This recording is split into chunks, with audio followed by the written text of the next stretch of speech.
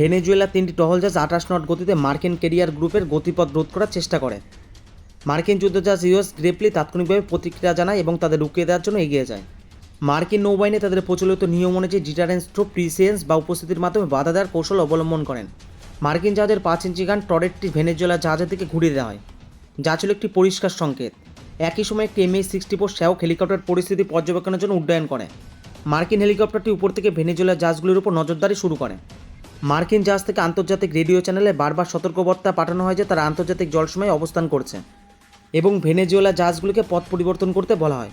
ভেনেজুয়েলার পক্ষ থেকে পাল্টি দাবি করা হয় যে মার্কিন জাহাজ তাদের নিরাপত্তার জন্য প্রবেশ করেছে এবং তাদের গতি কমাতে বলা হয়। তবে মার্কিন কমান্ডার তার পথ পরিবর্তন না করার সিদ্ধান্ত নেন। দূরত্বের ব্যবধান কমে মাত্র 3.4 নটিক্যাল মাইলে দাঁড়ায়।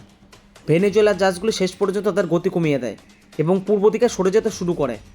মার্কিন ক্যারিয়ার গ্রুপ কোনো বাধা ছাড়াই তাদের নির্ধারিত পথে এগিয়ে যায়। পুরো স্ট্রাইক গ্রুপ পুনরায় তাদের স্বাভাবিক বিন্যাসে ফিরে আসে। কোনো গুলি বা ক্ষেপণাস্ত্র ব্যবহার ছাড়াই শুধুমাত্র পেশাদারিত্ব এবং সাহসিকতার মাধ্যমে এই সংকটের সমাধান হয়। ভিডিওটিতে বলা হচ্ছে যে এটি কেবল শক্তি লড়াই ছিল না, বরং এটি ছিল ধৈর্যের পরীক্ষা। মার্কিন নৌবাহিনী প্রমাণ করেছে যে আন্তর্জাতিক জলসীমায় চলাচলের স্বাধীনতার ক্ষেত্রে তারা কোনো আপোষ করবে না।